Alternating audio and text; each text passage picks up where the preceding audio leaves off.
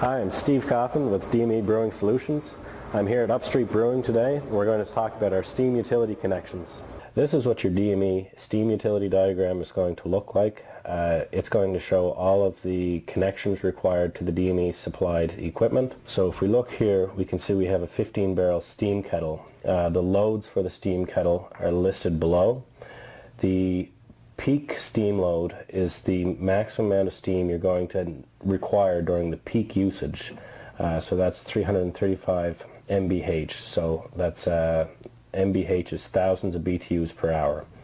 The max steam load right below is the maximum amount of steam that single piece of equipment will require, whether there's other equipment on at the same time or not. So in this case on the kettle, the max steam load is the peak steam load because it's requiring the most amount of steam during the peak usage. Below that you'll see the steam pressure required. Our equipment requires a minimum 10 psi steam to the jackets, so that already takes into account all the losses through the pipeline and components. Our jackets are rated for a maximum of 15 psi unless specifically stated on the vessel. So here we show the steam components required to connect the DME equipment. They come off a header and a branch line that comes down. From that branch line we see first we have an isolation valve. After the isolation valve we have a dielectric union. Following that we have an inline strainer, which is protecting our actuated valve. This valve is a full port steam valve with a zero minimum pressure differential. That's typically a ball valve, an angle seat valve, or possibly a solenoid valve. From the DME control panel we'll provide a 0.5 amp 120 volt signal for customers within North America, and outside of North America we'll supply a 24 volt DC signal from the control panel.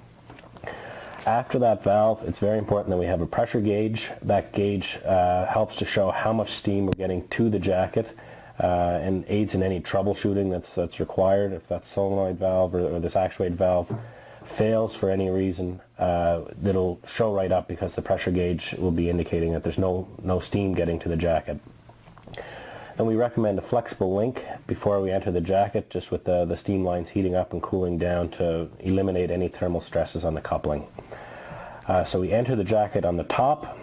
Then as the steam condenses, the condensate comes out on the bottom. Again, we have a flexible connection. We have a strainer that protects the small ports on the steam trap. It's essential that this steam trap is a float and thermostatic type steam trap. That will allow any air to vent through it, as well as it's well suited to the type of operation required in a kettle. Following the trap we have a check valve which will prevent any condensate from backflowing into the jacket. When the process is done, we want to make sure that those jackets are dry and we don't want to leave condensate sitting in them. The condensate then will collect in a header and will be returned to the boiler area. With a low pressure steam system, one thing to keep in mind is how that condensate is going to be returned to the boiler area, and that will be taken care of by your mechanical contractor. Will decide the best way to do that. If it's very close, you may be able to return it just directly within the lines using the steam pressure, keeping in mind that we only have 10 psi or less at the jackets in a lot of cases already.